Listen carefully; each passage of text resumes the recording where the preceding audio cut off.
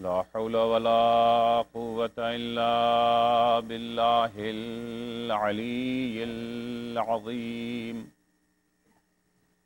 أعوذ بالله من الشيطان اللعين الرجيم. بسم الله الرحمن الرحيم. الحمد لله والصلاة والسلام على رسول الله وعلى آله آل الله، لا سيما بقية الله ولعنة الله على أعدائهم أعداء الله من يومنا هذا إلى لقاء الله. أما بعد، فقد قال الله: فأقم وجهك للدين حنيفا فطرة الله التي فطر الناس عليها لا تبديل لخلق الله ذلك الدين القيم ولكن أكثر الناس لا يعلمون. صلوات پڑھیں محمد و آل محمد.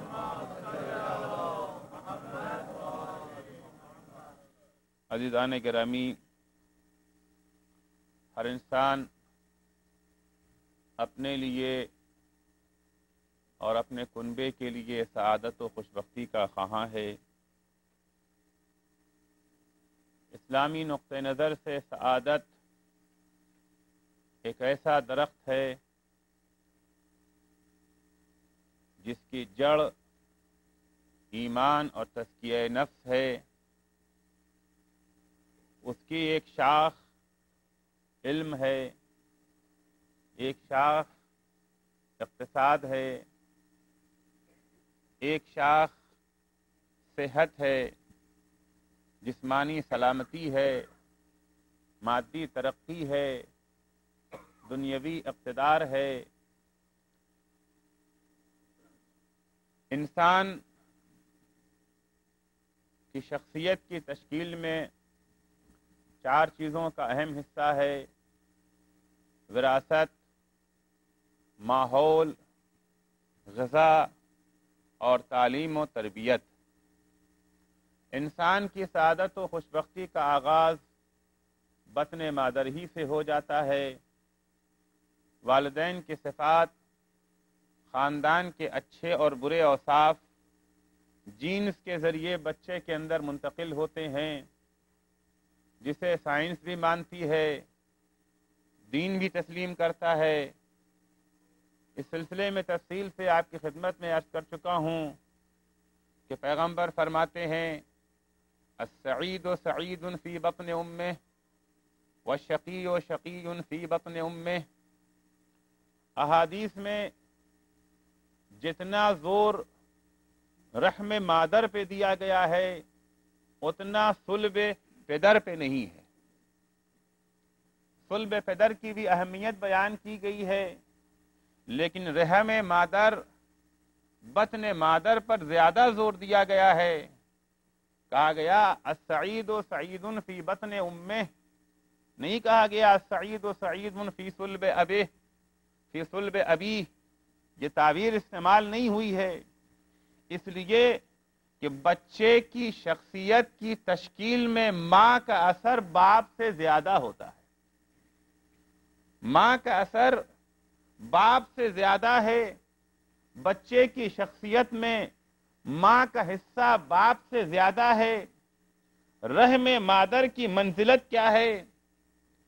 دیکھیے، گلدان میں، گملے میں ایک بیج بویا جاتا ہے، اس سے پھول کا پودا اگتا ہے، پھول کھلتا ہے. پھول کے پودے کے اگنے میں اور انسان کے پرورش پانے میں فرق کیا ہے؟ پھول کا پودا جب اگتا ہے زمین سے، میں نے اس دن عرض کیا تھا کہ سرچشمہ حیات، سرچشمہ زندگی جو ہے وہ ہیں سیل. پودے کا سیل بیج سے تشکیل پاتا ہے. اس کے سیل میں زمین کا کوئی حصہ نہیں ہوتا ہے. گلدان، یہ گملہ فقط ظرف تربیت ہے. جو کچھ اس کے سیل تشکیل پاتے ہیں وہ سب کے سب بیج سے تشکیل پاتے ہیں. لیکن فرزند آدم کے یہاں ایسا نہیں ہے. رحم مادر کی حیثیت گلدان کی نہیں ہے. رحم مادر کی حیثیت اس مٹی کی نہیں ہے کہ جس کا کام صرف ظرف تربیت ہے، بلکہ بچہ جب تشکیل پاتا ہے شکم مادر میں تو شکم مادر دو فریضے کو انجام دیتا ہے. ایک، بچے کی حیات کا سیل جو تشکیل ہوتا ہے یہ باپ اور ماں دونوں کے نطفے سے مل کر کے تشکیل پاتا ہے. ایسا نہیں ہے کہ صرف باپ کا حصہ ہو سیل کے تشکیل ہونے میں. چنانچہ قرآن بھی کہتا ہے اِنَّا خَلَقْنَا الْإِنسَانَ مِن نُطْفَةٍ أَمْشَاجٍ، ہم نے انسان کو ایک ایسے نطفے سے پیدا کیا ہے جو مخلوط نطفہ ہے، مرد کا نطفہ بھی ہے اور عورت کا نطفہ بھی ہے. صلوات پڑھیں گے محمد و آل محمد میں. جبکہ پھول کے پودے میں صرف اور صرف بیج کا حصہ ہے. زمین ظرف تربیت ہے اور بس. زمین سے پودا غذا حاصل کرتا ہے اور بس. مرکز حیات، سرچشمہ حیات میں زمین کا حصہ نہیں ہوا کرتا ہے. لیکن بچے کی تشکیل میں جتنا باپ کا حصہ ہے اتنا ہی ماں کا حصہ ہے. باپ کا کردار نطفے کے انعقاد کے بعد ختم ہو جاتا ہے. نطفے کے انعقاد کے بعد باپ کا کردار ختم ہو جاتا ہے. جتنے صفات منتقل ہونے تھے باپ کے انعقاد نطفہ ہی تک تھے، اس کے بعد باپ اثر انداز نہیں ہوتا ہے. اگر باپ انعقاد نطفے کے بعد شرابی ہو جائے، بد کردار ہو جائے، اس کا اثر بچے کی صحت پہ نہیں پڑے گا، لیکن ماں کا اثر 9 مہینوں تک باقی رہتا ہے. صلوات پڑھیں گے محمد و آل محمد پر. اس کا اثر ختم نہیں ہو جاتا ہے کہ نطفہ منعقد ہو گیا اب ماں کیسی ہی ہو جائے. نہیں، ماں کے جسمانی اور روحانی اوصاف بچے پر برابر اثر انداز ہوتے رہتے ہیں. ماں کیا کھاتی ہے اس کا اثر بچے پر پڑتا ہے. ماں کے نفسانی کیفیات کیا ہیں اس کا اثر بچے پر پڑتا ہے. بعض اوقات ماں کے اوپر عارض ہونے والے حالات جتنا ماں پر اثر انداز ہوتے ہیں اس سے کہیں زیادہ اس کے بچے پہ اثر انداز ہوتے ہیں. فرض کیجئے اگر ماں ڈر جائے تو ماں پہ اس کے ڈرنے کا، خوف کا اثر پڑا، لیکن اس سے زیادہ اثر اس بچے پر پڑتا ہے جو کہ بطن مادر میں موجود ہے. تو ماں کا اثر بچے پر باپ سے زیادہ ہوتا ہے. اس کی حیثیت اس مسافر کی ہے جو ایک ایسی گاڑی میں بیٹھ کر جا رہا ہے جو سفر 9 مہینے تک جاری رہے گا. کہاں ایکسیڈنٹ ہو جائے، کہاں پہ زخمی ہو جائے، کہاں سر پہ چوٹ آ جائے، کہاں پیر میں چوٹ آ جائے، ممکن ہے آخری منزل تک پہنچتے پہنچتے کہیں ایکسیڈنٹ ہو جائے. جب تک صحیح سالم سواری سے اتر نہ جائے اس وقت تک گاڑی کا کردار ختم نہیں ہوتا ہے. عزیزو، یہی وجہ ہے سلامتی ولادت کو اہمیت دی گئی ہے قرآن نے. 2 نبیوں کے سلسلے میں تذکرہ ہوتا ہے. ایک جگہ کے اوپر جناب یحییٰ کے سلسلے میں ہے وَالسَّلَامُ عَلَيْهِ يَوْمَ وُلِدَ، سلامتی یحییٰ کی ولادت کے موقع پر. اور ایک حضرت عیسیٰ کے سلسلے میں ہے وَالسَّلَامُ عَلَيَّ يَوْمَ وُلِدْتُ. صلوات پڑھیں گے محمد و آل محمد پر. تو چونکہ ماں کا کردار جاری رہتا ہے، 2 حصہ ہے ماں کا بچے کی پیدائش میں، اس لیے بطن مادر کو روایات میں زیادہ اہمیت دی گئی ہے. بطن مادر کو روایات میں زیادہ اہمیت دی کیونکہ انعقاد نطفے کے بعد بھی ماں کا اثر، ماں کا کردار جاری رہتا ہے. ماں کے جسمانی اوصاف اور ماں کے روحانی اوصاف دونوں بچے کے اوپر اثر انداز ہوتے ہیں. اس لیے ماں کو زیادہ اہمیت دی گئی ہے باپ کے بنسبت. کہا گیا کہ السعید سعید فی بطن امہ والشقی شقی فی بطن امہ. تو عزیزان گرامی، ایک چیز جو انسان کے اوپر اثر انداز ہوتی ہے وہ بطن مادر میں حاصل ہونے والے خاندانی اوصاف ہیں، باپ کے اوصاف، ماں کے اوصاف. بچے پر جو اثر پڑتے ہیں بطن مادر میں، یہ دو قسم کے ہوتے ہیں. کچھ وہ ہیں جو قطعی اور حتمی ہوتے ہیں، اس میں تبدیلی نہیں ہو سکتی ہے، تعلیم و تربیت سے اسے ختم نہیں کیا جا سکتا ہے. اور کچھ وہ اوصاف ہوتے ہیں جنہیں تعلیم و تربیت سے تبدیل کیا جا سکتا ہے. فرض کیجئے وہ بچے جو مادرزاد پاگل ہوتے ہیں، پاگل ماں پاگل باپ کے ذریعے وجود میں آنے والے بچے پاگل ہوتے ہیں، اب انہیں تعلیم و تربیت کے ذریعے سے ذی عقل نہیں بنایا جا سکتا ہے.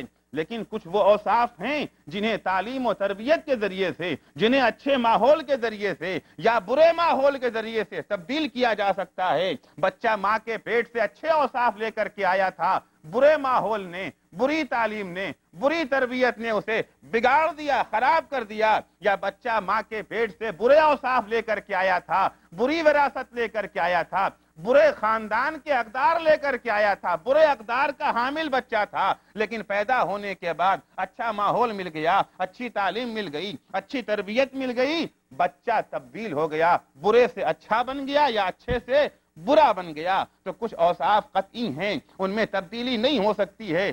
یہیں سے گفتگو قضا اور قدر کی شروع ہو جاتی ہے. یہیں سے گفتگو قضا اور قدر کی شروع ہو جاتی ہے. کیا انسان میں اتنا اختیار ہے کہ وہ تعلیم و تربیت کے ذریعے سے بطن مادر میں حاصل ہونے والے اوصاف کو تبدیل کر سکتا ہے؟ کیا کسی کو اچھا بنانا یا برا بنانا انسان کے اختیار میں ہے، یا یہ کہ نہیں اللہ نے جو لکھ دیا ہے، جو اس کا مقدر ہے وہی ہو کر کے رہے گا؟ آپ پڑھائیں یا نہ پڑھائیں، آپ تعلیم دیں یا نہ دیں، ماحول اچھا ملے یا برا ملے، جسے برا بننا ہے ماں کے پیٹ میں معین ہو گیا ہے کہ یہ برا رہے گا، جسے اچھا بننا ہے شکم مادر میں اس کی تقدیر کا فیصلہ ہو چکا ہے کہ اسے اچھا بننا ہے. کیا واقعاً تقدیر نام کی کوئی چیز ہے؟ کیا واقعاً مقدر نام کی کوئی چیز ہے؟ قضاء و قدر الہی کوئی مفہوم ہے یا یوں ہی بنا لیا گیا ہے، کاہل ذہنوں نے ایجاد کر لیا ہے اسے؟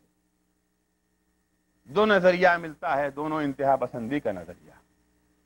ایک طرف سے کچھ افراد بے خبری کے بنا پر، بے اطلاعی کے بنا پر، لا علمی کے بنا پر مقدرات کا انکار کر دیتے ہیں کہ قضاء و قدر کوئی چیز ہے ہی نہیں، مقدر نام کی کوئی چیز نہیں ہے، ہر چیز انسان کے اپنے اختیار میں ہے.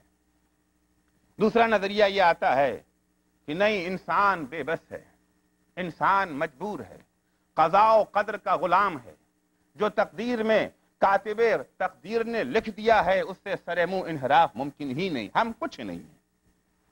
لیکن عزیزو، اسلامی نقطہ نظر سے نہ پہلا نظریہ صحیح ہے نہ دوسرا نظریہ صحیح ہے.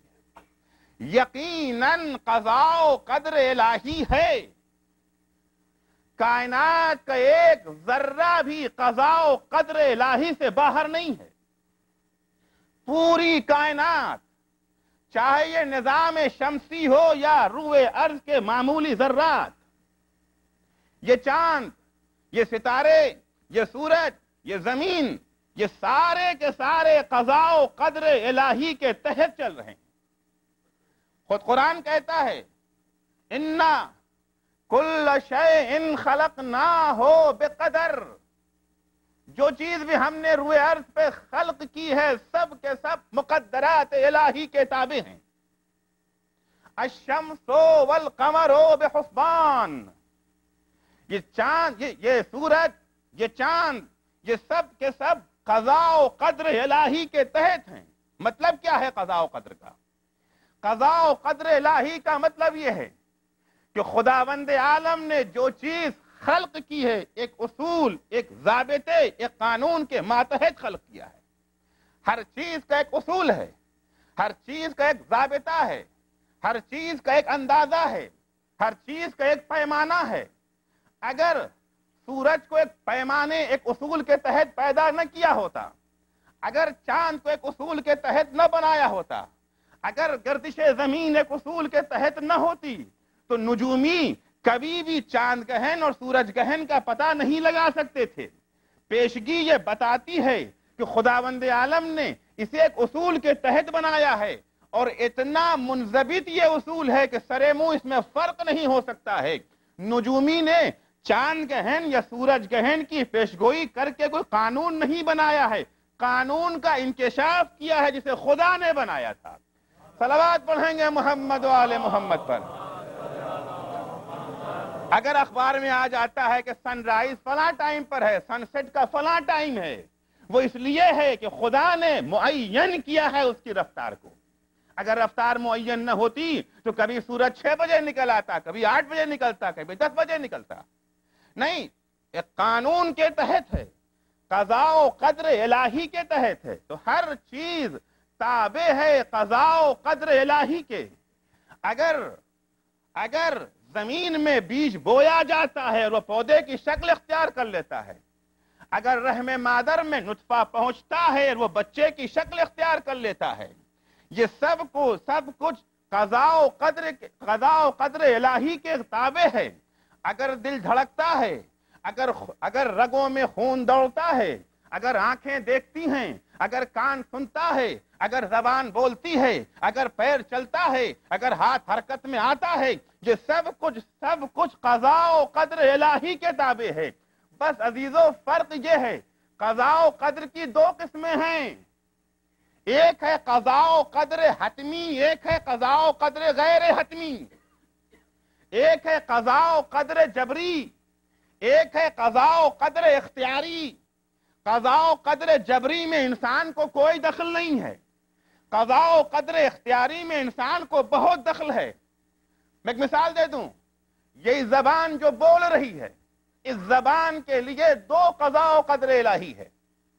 ایک یہ کہ اس زبان کے اندر رگیں ہیں، رگوں میں خون دوڑ رہا ہے، رگوں میں خون دوڑنا قضاء و قدر الہی ہے، اور رگوں کا خون دوڑنا ہمارے اختیار میں نہیں ہے۔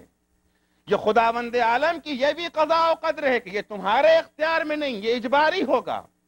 دوسری قضاء و قدر کیا؟ یہ زبان بولتی ہے، زبان کو بولنے کی صلاحیت بھی خدا نے دی ہے۔ قضاء و قدر الہی یہ ہے کہ زبان بولے، لیکن خدا نے یہ بھی قضاء و قدر الہی ہے کہ خدا نے اختیار ہمیں دے دیا ہے، چاہو تو بولو، چاہو تو چپ رہو، چاہو تو سچ بولو، چاہو تو جھوٹ بولو۔ تو ایک قضاء و قدر اجباری ہے، وہ یہ ہے کہ زبان کو بولنے کی صلاحیت ہم نے نہیں دی ہے، ہم چاہیں تو یہ صلاحیت چھن بھی نہیں سکتی ہے۔ خون کا جاری ہونا یہ ہم نے نہیں معین کیا ہے، ہم چاہیں تو خون کا جریان رک بھی نہیں سکتا ہے، لیکن زبان کو استعمال کریں یا نہ کریں یہ ہمارے اپنے اختیار میں ہے۔ چاہیں تو اللہ کے اس دیے ہوئے اختیار سے تسبیح الہی کریں، چاہے تو اس سے ناجائز فائدہ اٹھاتے ہوئے غیبت کرے، جھوٹ بولے۔ صلوات پڑھیں محمد و آل محمد پر۔ اب انسان بعض اوقات اسی نعمت خدا سے ناجائز فائدہ اٹھا لیتا ہے، چنانچہ امام زین العابدین علیہ السلام جب مناجات کرتے ہیں بارگاہ الہی میں، کہتے الہی قویت علی معاصیک بنعمک، پالنے والا یہ بندے تیرا گناہ کرتے ہیں، بندے جو تیری معصیت کرتے ہیں، بندے جو تیری نافرمانی کرتے ہیں، یہ نافرمانی کرنے کی قوت انہیں کہاں سے ملی؟ یہ نافرمانی کرنے کی صلاحیت ان کے پاس کہاں سے آئی؟ قویت علی معاصیک بنعمک، تیرے دیے ہوئے نعمت آزادی سے ناجائز فائدہ اٹھایا ہے، تیرے دیے ہوئے نعمت اختیار سے ناجائز فائدہ اٹھا کر کے تیری معصیت کر رہے ہیں۔ اگر تو نے یہ اختیار نہ دیا ہوتا، اگر تو نے یہ آزادی انہیں نہ بخشی ہوتی تو کہاں کی ان میں جرأت تھی کہ یہ معصیت کر لیتے۔ صلوات پڑھیں محمد و آل محمد پر۔ اتنا بڑا چاند جب معصیت نہیں کر سکتا، اتنا بڑا سورج جب تیری نافرمانی نہ کر سکتا، تو یہ حقیر انسان کی کیا بساط تھی جو تیری معصیت کر لیتا؟ اس لیے کہ اس نے تیرے دیے ہوئے اختیار سے، تیری دی ہوئی آزادی سے ناجائز فائدہ اٹھایا ہے۔ تو بعض لوگ غلط فہمی میں مبتلا ہو جاتے ہیں، قضاء و قدر اختیاری اور قضاء و قدر اجباری کو الگ نہیں کر پاتے ہیں۔ یہی معاملہ پیش آ گیا جس وقت مولائے کائنات علی ابن ابی طالب علیہ السلام جنگ صفین سے پلٹ رہے ہیں، مولا جنگ صفین سے پلٹتے ہوئے ایک بوڑھا مولا کی خدمت میں آتا ہے، مولا اخبرنا عن خروجنا الى الشام اکانا بقضاء اللہ وقدرہ، مولا یہ بتائیے یہ جو ہم شام گئے تھے معاویہ سے لڑنے کے لیے، یہ ہمارا جانا، یہ ہمارا جہاد کرنا آیا قضاء و قدر الہی کے تحت تھا یا نہیں؟ مولا نے فرمایا نعم، ما علوتم طلعتا ولا حبتم وادیا الا بقضاء وقدر من اللہ، بالکل تم کسی بلندی پر نہیں چڑھے، کسی وادی میں نہیں اترے مگر قضاء و قدر الہی کے تحت۔ فقال الشیخ، یہ سن کے بوڑھے نے کہا عند اللہ احتسب عنائی یا امیر المومنین، پھر تو ساری مشقتیں، مصیبتیں، تکلیفیں جو ہم نے اٹھائی سب بیکار گئیں، کیونکہ جب کچھ سب اسی کے ارادے سے انجام پایا تو ہمیں کیا ملے گا؟ عند اللہ احتسب عنائی یا امیر المومنین، ہمیں تو کوئی اجر نہ ملے گا، کوئی ثواب نہ ملے گا۔ مولا فرماتے مح یا شیخ، ان اللہ عظم اجرکم فی سیرکم وانتم سائرون وفی مقامکم وانتم مقیمون وفی انصرافکم وانتم منصرفون۔ اے شیخ، ایسا نہیں ہے، خداوند عالم نے بہت بڑا بہت عظیم اجر قرار دیا ہے۔ جب تم شام جا رہے تھے تو تمہارے شام جانے میں بھی ثواب، جہاں تم نے قیام کیا تمہارے قیام کرنے کا بھی ثواب، اب جو جنگ سے پلٹ کے آ رہے ہو پلٹ کے آنے کا بھی ثواب۔ کیوں؟ وَلَمْ تَكُونُوا فِي شَيْءٍ مِّنْ أُمُورِكُمْ مُكْرَهِينَ وَلَا إِلَيْهِ مُضْطَرِّينَ، کیونکہ نہ تم جانے میں مجبور تھے، نہ تم قیام کرنے میں مجبور تھے، نہ تم واپس آنے میں مجبور تھے، تم نے تلوار چلائی قضاء و قدر الہی سے مگر مجبور نہ تھے، تم پلٹے قضاء و قدر الہی کے تحت مگر مجبور نہ تھے۔ پریشان ہے وہ شخص، ایک طرف سے آپ کہہ رہے کہ قضاء و قدر الہی کے تحت سب کچھ انجام پایا، اور پھر یہ بھی اصرار ہے کہ ہم مجبور نہیں تھے، مختار تھے، آزاد تھے۔ مولا فرماتے ہیں لعلک ظننت انہ قضاء حتم وقدر لازم، اے شیخ تو نے غلطی یہ کی ہے، قضاء و قدر اختیاری اور قضاء و قدر اجباری کو باہم ملا دیا ہے۔ میں نے جو کہا کہ ہر اقدام قضاء و قدر الہی کے تحت تھا، تو نے یہ سمجھ لیا ہے کہ شاید اس سے مراد قضاء حتمی ہے۔ اگر قضاء حتمی ہوتی لو کانت ذالک کذالک لبطل الثواب والعقاب ولسقط الوعد والوعید، اگر یہ قضاء و قدر اجباری ہوتی، حتمی ہوتی، تمہارے اختیار میں نہ ہوتی تو پھر ثواب و عقاب کوئی معنی نہ رکھتا، وعد و وعید کا کوئی مطلب نہیں تھا کہ خدا کہے یہ عمل بجا لاؤ تو تمہیں ثواب دیں گے، اگر وہ عمل کرو گے تو جہنم میں بھیجیں گے۔ یہ باتیں ان سے کہی جاتی ہیں جن کے پاس اختیار ہوا کرتا ہے۔ صلوات پڑھیں گے محمد و آل محمد پر۔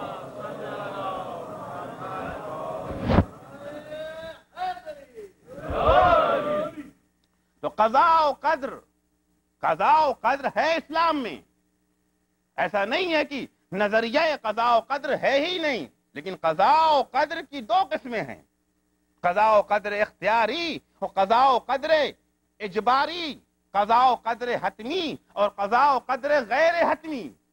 ایک شخص امام رضا علیہ السلام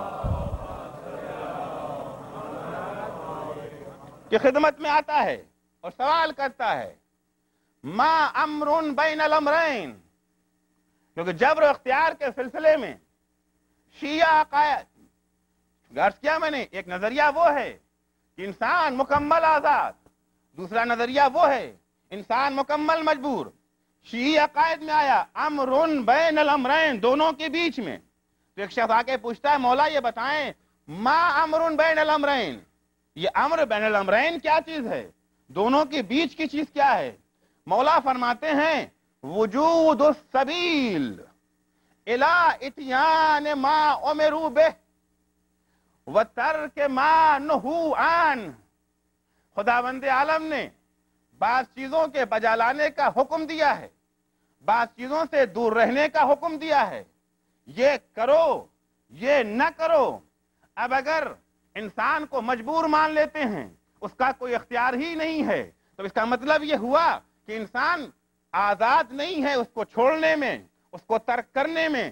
اور اگر ہم یہ مان لیں کہ انسان مکمل آزاد ہے، اس کا مطلب ہے کہ خدا کا کوئی حکم ہی نہیں ہے. نہیں، امر بین الامرین یعنی وجود السبیل الی اتیان ما امروا بہ، ایک ایسا راستہ پایا جائے، ایک ایسی آزادی پایا جائے جس آزادی کے تحت انسان کو یہ اختیار حاصل ہو، چاہے تو اسے انجام دے اور چاہے تو اسے انجام نہ دے. صلوات پڑھیں محمد و آل محمد پر. پھر وہ شخص پوچھتا ہے حل للہ عز وجل فی ذالک مشیت و ارادہ، آیا بندوں کے افعال میں اللہ کی کوئی مشیت بھی ہے، اللہ کا کوئی ارادہ بھی ہے؟ ہم جس وقت نماز پڑھ رہے ہوتے ہیں، ہم جس وقت روزہ رکھ رہے ہوتے ہیں، العیاذ باللہ ہم جس وقت جھوٹ بول رہے ہوتے ہیں، غیبت کر رہے ہوتے ہیں، تو آیا ہمارے اس عمل غیبت میں، ہمارے جھوٹ بولنے میں ہم مستقل ہیں یا اس میں اللہ کا ارادہ بھی شامل ہے، اس میں اللہ کی مشیت بھی شامل ہے؟ امام فرماتے ہاں، ہمارے عمل میں اللہ کا ارادہ بھی شامل ہے، اللہ کی مشیت بھی شامل ہے. کہتا ہے وہ کیسے؟ کہ اعمال دو طرح کے ہیں، یا اطاعت الہی ہے یا معصیت الہی ہے. نماز پڑھی، روزے رکھے، غریب کی مدد کی، یتیم کو سہارا دیا، گرتے ہوئے کو اٹھا لیا، یہ طاعت خدا ہے. جھوٹ بولا، غیبت کیا، ظلم کیا، مظلوم کو ستایا، بے نوا کو اذیت دی، یہ معصیت خدا بندی ہے. طاعت میں مشیت خدا کیا ہے، معصیت میں مشیت خدا کیا ہے؟ توجہ فرمائیں گے. امام فرماتے ہیں وَأَمَّا الطَّاعَاتُ فَفِيهَا مَشِيَّةُ اللَّهِ تَعَالَى وَإِرَادَتُهُ الْأَمْرُ بِهَا وَالرِّضَا لَهَا وَالْمُعَاوَنَةُ عَلَيْهَا.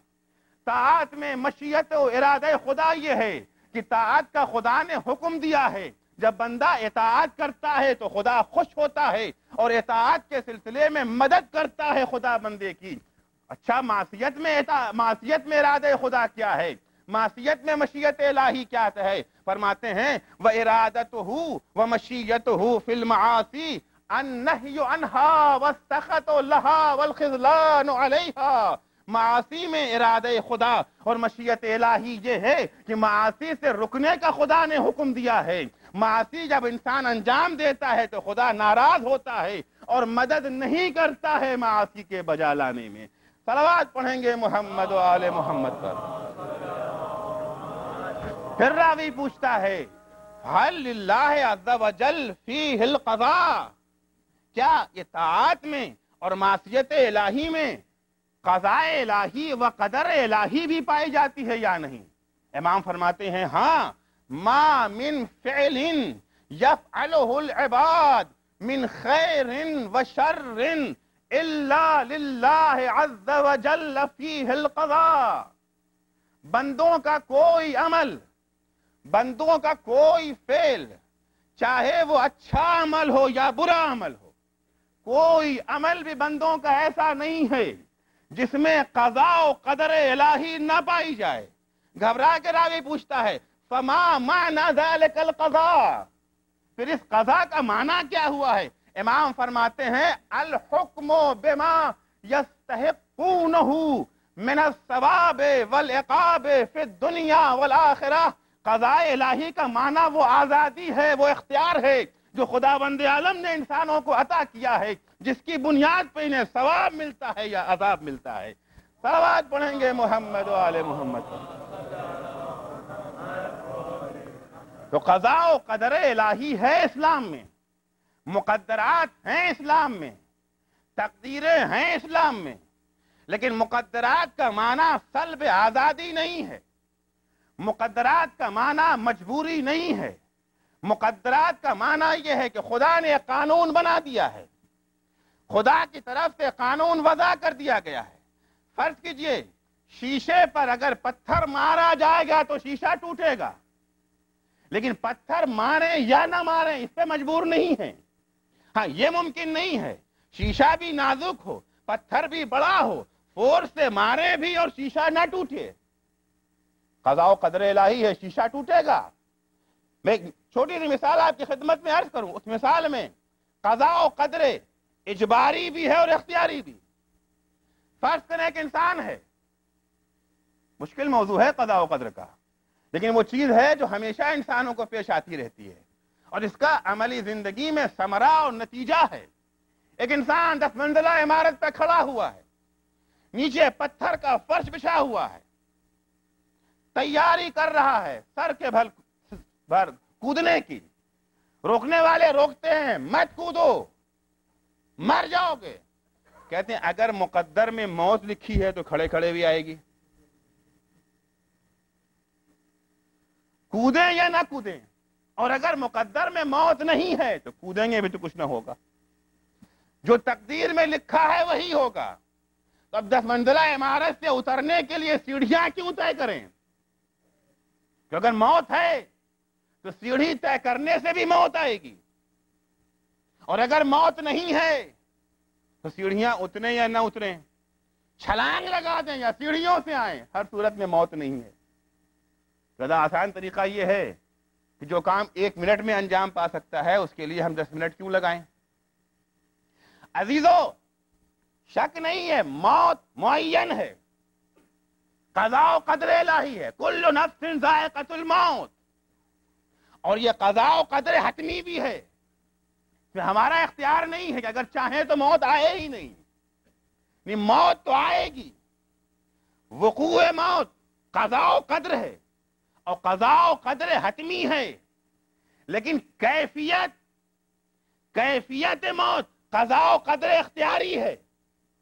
خوب توجہ فرمائیں گے، موت آئے گی، قضاء و قدر حتمی ہے۔ کیفیت 2 طرح کی ہو سکتی ہے۔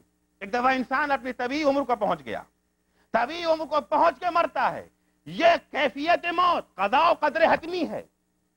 لیکن اب یہ جوان 20 سالہ جوان جو کھڑا ہوا ہے چھت کے اوپر، اب یہاں کچھ قضاء و قدر حتمی ہے، کچھ اختیاری۔ اللہ نے پتھر کو سخت بنایا ہے، یہ قضاء و قدر حتمی ہے کہ ہمارے اختیار میں نہیں کہ پتھر نرم ہو جائے، قضاء و قدر حتمی ہے۔ زمین کو خدا نے قوت جاذبہ دیا ہے، کشش دی ہے کہ جو چیز ہوا میں اڑتی ملے کھینچ لو اسے، یہ ہم نے نہیں دیا ہے، یہ خدا نے دیا ہے، اس کشش کو اس سے ہم چھین نہیں سکتے ہیں، یہ قضاء و قدر حتمی ہے۔ ہمارے کھوپڑی کی ہڈیاں نازک ہیں، نرم ہیں، یہ بھی قضاء و قدر حتمی ہے۔ جب بلندی سے سر ٹکرائے گا پتھر سے، ہڈیاں پاش پاش ہو جائیں گی، بھیجا پاش پاش ہو جائے گا، یہ بھی قضاء و قدر حتمی ہے۔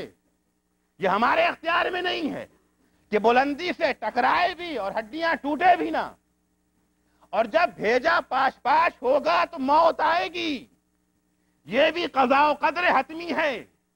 ایک قضاء و قدر اور ہے جو اختیاری ہے۔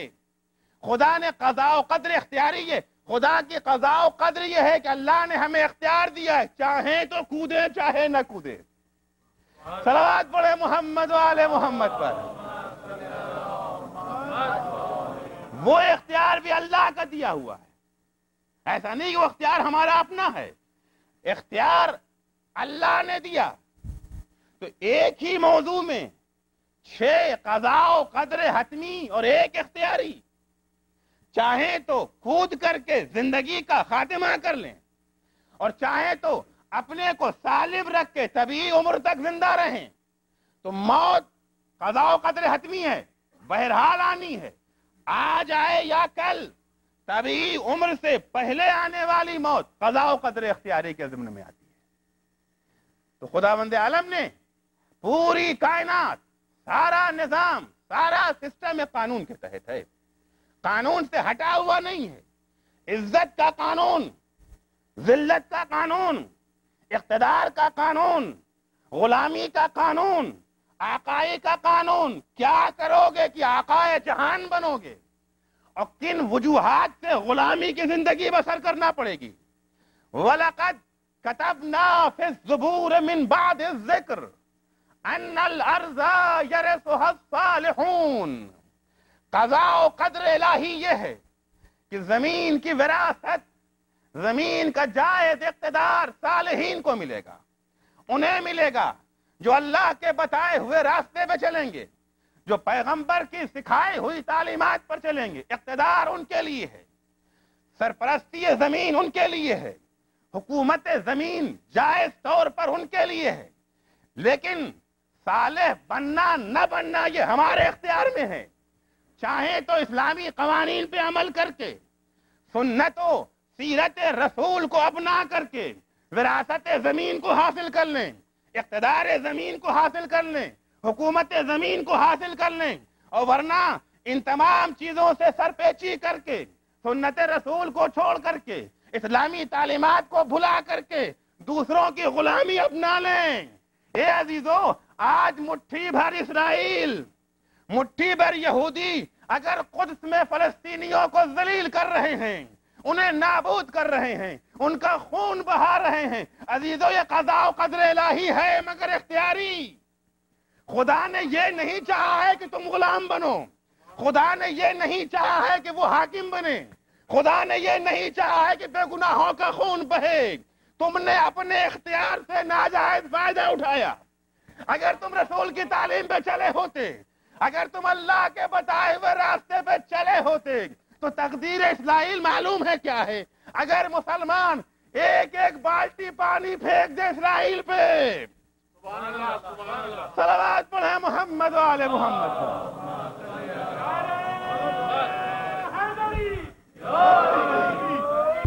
لقد كتبنا في الزبور من بعد الذكر أن الأرض يرثها عبادي الصالحون. اگر جائز وارثین اپنی میراث دینے کو آگے نہ بڑھیں تو غاصب لٹیرے تو لے ہی جائیں گے اسے.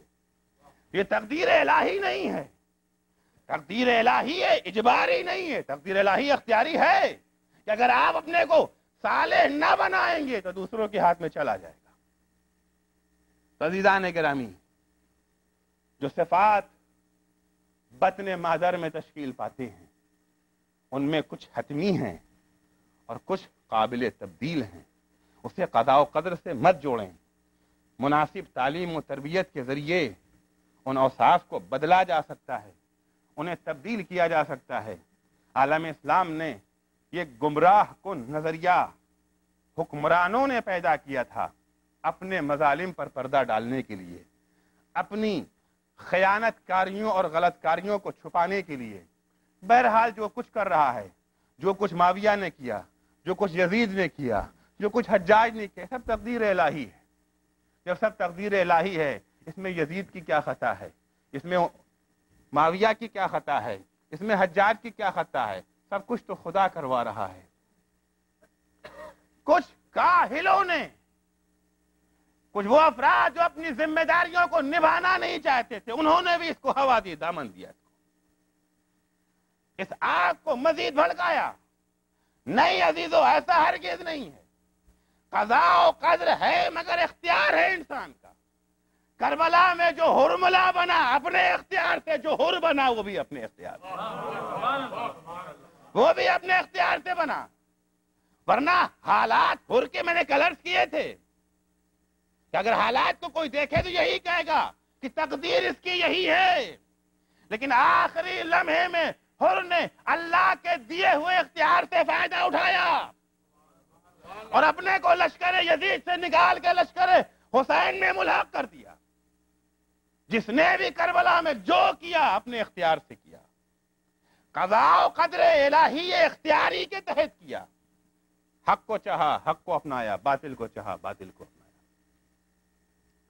عزیزو، بچے ہوں، بوڑھے ہوں، جوان ہوں، ہر شخص نے کربلا میں جو رول ادا کیا ہے اپنے اختیار سے کیا.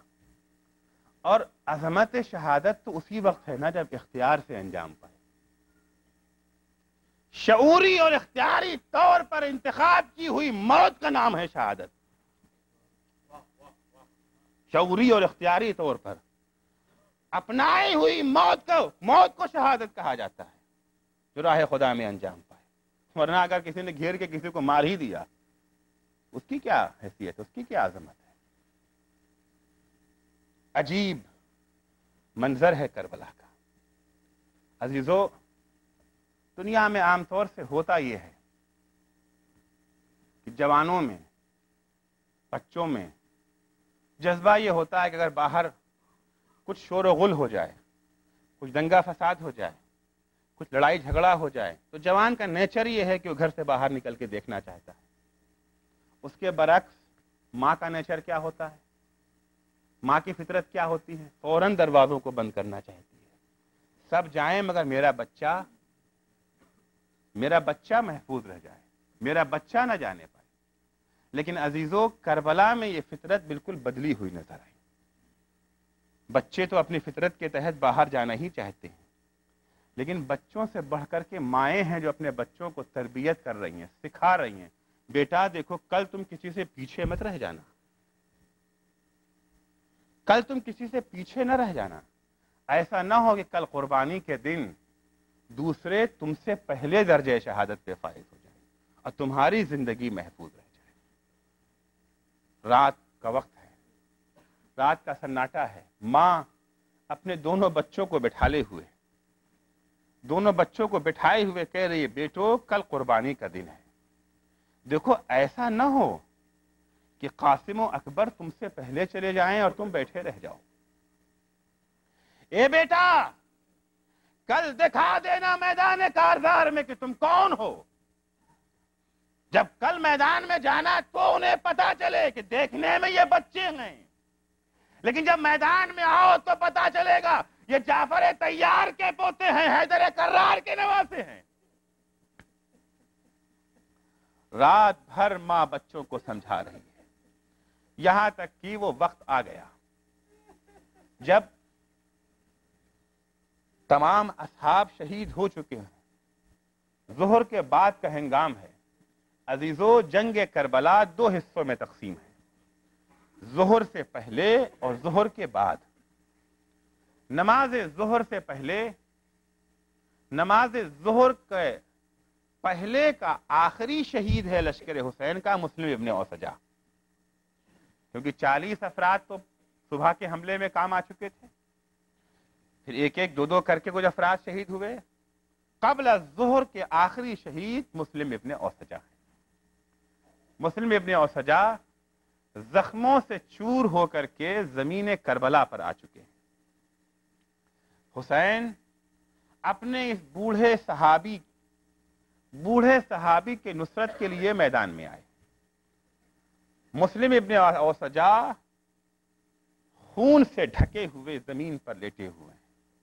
حسین سرہانے پہنچتے ہیں, ساتھ میں حبیب ہیں. حسین نے مسلم کے چہرے سے خون کو صاف کیا. بوڑھا صحابی زخموں سے چور ہے, ایک دفعہ آنکھیں کھولتا ہے, حسین پہ نظر پڑی, حبیب پہ نظر پڑی. حبیب مسلم سے کہتے ہیں, اے مسلم,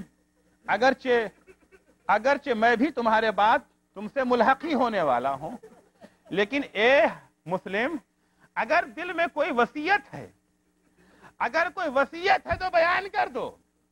عزیزو, ایک دفعہ بوڑھے جانباز نے آنکھیں کھولی. مسلم کی زوجہ بھی موجود ہیں, مسلم کا بچہ بھی موجود ہے. وصیت کے لیے ہونٹ ہلے, نہ بیوی کے بارے میں کچھ کہا, نہ بچے کے بارے میں کچھ کہا. ایک دفعہ حبیب کی طرف رک کر کے کہا, اوسی کا بہذا المظلوم, اے حبیب, میں اس مظلوم کے بارے میں وصیت کرتا ہوں, دیکھو جب تک زندہ رہنا اس کا ساتھ نہ چھوڑنا. اجرکم اللہ. مسلم کی روح پرواز ہوئی. حسین اور حبیب اٹھے, خیموں کی طرف آ رہے ہیں. کہ کیا دیکھا؟ ایک بچہ ہے، ایک بچہ کمر میں تلوار باندھے ہوئے مقتل کی جانب جا رہا ہے۔ حسین نے بڑھ کے بچے کو روکا، کلیجے سے لگایا، بیٹا کہاں جا رہے ہو؟ یہ کون بچہ ہے؟ حبیب نے کہا مولا یہ آپ کے بوڑھے صحابی مسلم کا بچہ ہے۔